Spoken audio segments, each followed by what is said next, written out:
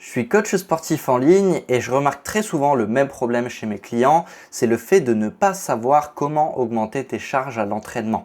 Et ça, c'est clairement essentiel à savoir pour progresser comme tu le souhaites et avoir quelque chose de fiable sur le long terme. Alors dans cette vidéo, je vais t'expliquer comment faire. Mais avant tout, si tu ne me connais pas, moi c'est William, je suis coach sportif en ligne et je t'aide à relancer ta progression avec une stratégie d'entraînement et nutrition adaptée pour toi sans aucune frustration. Je vais te l'afficher à l'écran, mais pour que tu images un peu plus les choses, je t'ai préparé un petit support qu'on va pouvoir observer ensemble pour que je n'oublie rien et pour que tu comprennes un peu mieux les choses. Donc, comment augmenter tes charges? Et aujourd'hui, on va diviser la vidéo en plusieurs parties.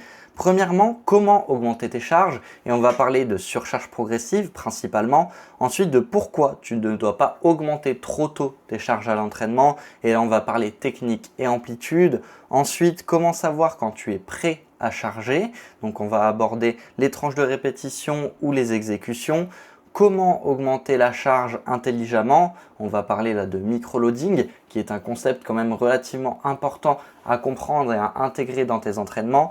Et pour finir, que faire quand tu ne peux pas ou tu n'arrives pas à augmenter tes charges à l'entraînement? Et là, on va réaborder la technique, mais aussi le volume d'entraînement et d'autres choses autour. On va chercher à augmenter tes charges de travail à l'entraînement pour avoir une surcharge progressive. Ça va être le simple fait d'augmenter tes charges semaine après semaine.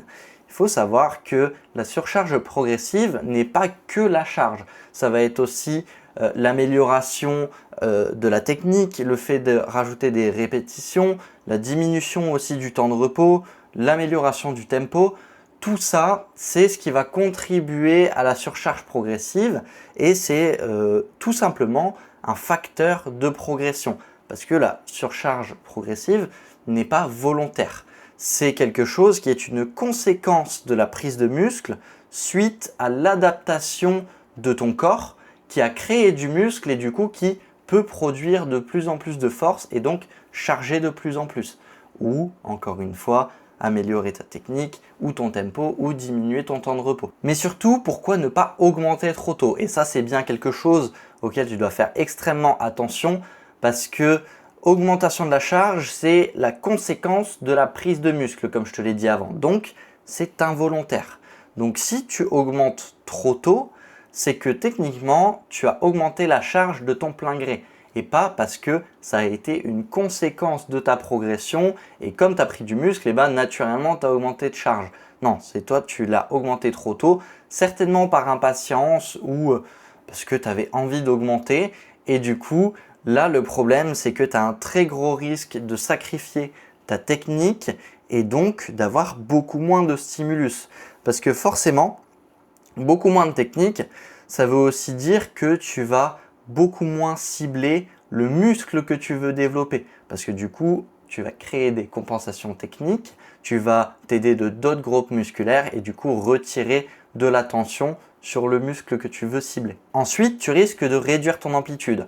En musculation, on parle maintenant aussi beaucoup de la standardisation.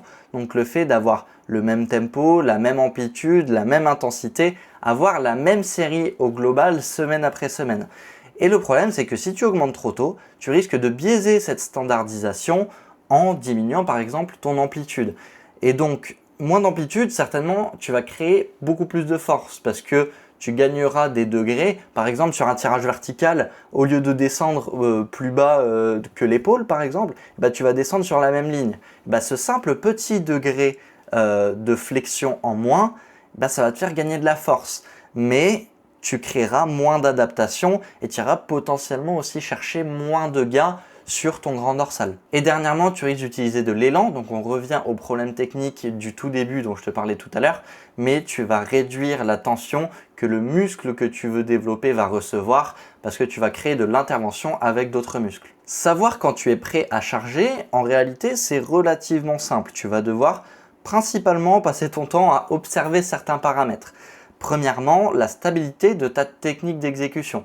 Et par stabilité, j'entends pas le fait que tu sois bien ancré dans la machine, mais ça va être le fait simplement, pour te simplifier la chose, de standardiser ta technique d'exécution. Donc qu'elle soit le plus souvent la même possible.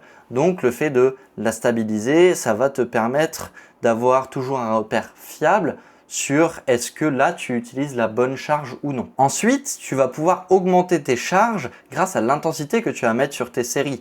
Parce que forcément, si tu ne mets aucune intensité, le but ça va être d'augmenter tes charges pour pouvoir avoir de plus en plus de force à produire et donc te rapprocher de plus en plus de l'échec musculaire. Et il y a aussi quelque chose de bien trop sous-estimé pour le coup, mais ce sont l'importance des tranches de répétition et de ne pas faire du 3x8, 3x12, d'avoir un palier minimum et maximum de répétitions qui soit au même endroit, donc du 8 reps ou du 12 reps. L'intérêt, ça va être d'avoir des tranches. Donc par exemple, faire du 3x8, 12. Parce que l'intérêt, c'est que pour du coup te rapprocher de l'échec musculaire, tu as 8, 9, 10, 11 ou 12 reps. Parce que techniquement, si tu fais 3 fois 8 répétitions, à moins de très bien gérer la chose et donc de garder potentiellement des répétitions en réserve, ce qui est très dur d'ailleurs à jauger, eh ben, tu ne pourras pas mettre une intensité maximale si tu as tout le temps le même nombre de répétitions à faire. Tandis que je t'ai préparé des exemples et du coup je vais te les montrer, ce sera beaucoup plus simple. Mais si tu es capable du coup de faire 12 reps avec une intensité maximale, forcément ton nombre de répétitions après va baisser au fur et à mesure de la série. Donc tu ne peux pas avoir tout le temps la même référence de répétition. Donc mon exemple, on est sur une semaine 1 et une semaine 2. Sur un exercice de développé couché, 3 séries de 8 à 12 répétitions. La semaine 1, la série 1, on est à 12 répétitions pour 20 kg avec une intensité qui est relativement modérée.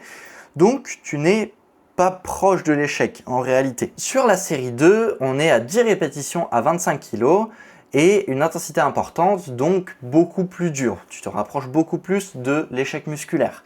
Et la série 3, 9 répétitions à 25 kg avec une intensité similaire à la série numéro 2, donc très proche de l'échec. La série numéro 1, on atteint le palier de répétition sans réelle intensité. Alors pour le coup, ça nécessite clairement une augmentation de la charge, mais au pire des cas, il y a une possibilité de dépasser les 12 reps pour aller chercher l'intensité. C'est pas parce que ta tranche c'est du 8-12 que tu dois t'arrêter à 12 répétitions. Si tu vois que tu as encore des reps en réserve, continue ta série, quitte à dépasser les 12 répétitions pour aller chercher plus de gains. La série 2, elle est beaucoup plus dure et elle n'atteint pas le palier. Donc c'est que la charge est bien évaluée là-dessus. Et la série 3, c'est la même intensité que la 2, donc naturellement, on a moins une répétition, ce qui est totalement logique. Et donc la semaine 2, sur la série 1, on est à 12 répétitions à 25 kg avec une intensité importante. Ensuite, la série 2, on est à 11 répétitions pour 25 kg, toujours avec la même intensité. Et la dernière, 9 reps à 25 kg, toujours avec cette même intensité. La série 1, elle atteint le palier, sauf que c'est la première série. Donc, on sait très bien qu'avec l'intensité importante, ton nombre de répétitions risque de chuter sur les autres séries. Donc là, ça ne sert pas à grand chose d'augmenter la charge pour l'instant. La série 2, il y a une baisse logique des répétitions, comme on l'a dit juste avant, et donc on conserve encore une fois la même charge. Et la série 3, il y a une baisse un peu plus importante avec moins de reps au lieu de moins une rep comparé à la série 2. Mais par contre, on est toujours dans les mêmes tranches de répétition. Et comme le palier a été atteint sur la série 1, on pourra augmenter la charge sur la semaine suivante. Maintenant, comment augmenter la charge intelligemment? Pour le coup, on va vouloir ajouter le minimum possible. Par exemple, on va énormément utiliser ces plaques qui sont trop sous-estimées, les plaques de 1,25 et les plaques de 2,5 qui sont ultra importantes pour ta progression. Je vais te prendre un exemple sur une poulie. Les poulies, tu as une augmentation par exemple de 2,3 kg et la deuxième plaque, on passe à 4,5 kg. Pour le coup, ça te fait une augmentation de quasi 100% de la charge. Ce 2,3 x 2, ça fait 4,6, donc ça revient quasiment à 100%. Les poulies à double câble, du coup, vont être divisées par 2. Donc, par exemple, ton 2,3 kg, ça va valoir que tu vas réellement soulever 1,15 kg. Donc, si tu rajoutes dessus un poids de 1,25 kg, en réalité, tu vas soulever 0,625 grammes. Ça va te causer une augmentation plus douce, une surcharge progressive qui est bien plus logique. Tu vas pouvoir conserver ta technique, continuer à mettre de l'intensité dans tes tranches de répétition et donc créer plus facilement du muscle. Et sur les exercices où tu dois rajouter manuellement du poids, par exemple des rowing bars, du développé couché, etc., tous les exercices avec du poids libre, tu rajoutes les 1,25 ou les 2,5. pour le coup, ça revient au même système. Et ça, on appelle ce principe le micro-loading, le fait d'ajouter le minimum possible pour continuer à progresser d'une manière totalement logique. Et maintenant, que faire quand tu n'arrives pas à augmenter la charge? Si, imaginons, le micro-loading n'est pas possible parce que simplement tu ne peux pas caler le poids ou tu n'as pas les poids à disposition et que du coup l'augmentation est trop conséquente et ça va te causer une dégradation totale de ta technique, de ton intensité, tu vas certainement du coup baisser en dessous de ta tranche de répétition, donc c'est pas hyper intéressant. Alors pour pallier à ça, tu as la possibilité d'augmenter tes tranches de rep. Par exemple, si tu es sur un format 8-12, tu peux faire un format 12-15 répétitions. Ou tu as aussi la possibilité de mettre en place un format comme le back-off top set. Par exemple, ta série 1, tu vas faire 12 à 15 répétitions et ta série 2 et 3, 8 à 12. Le grand intérêt ici, c'est que tu auras moins de nécessité de charger parce que c'est plus facile d'augmenter en charge sur des tranches de répétition qui sont beaucoup plus longues parce que ça te demandera un peu moins de te stabiliser énormément dû à la charge qui va te tirer ou quoi que ce soit. Et maintenant, que faire quand tu ne peux plus augmenter? Si par exemple tu es trop fort et que tu as atteint le stack ou autre, que tu peux simplement pas augmenter plus, tu vas pouvoir mettre en place différentes choses, comme par exemple de l'amélioration technique, des rajouts de micro-détails techniques qui vont faire que ça va rendre tes séries un peu plus difficiles. Ensuite, tu peux avoir l'occasion d'augmenter ton tempo.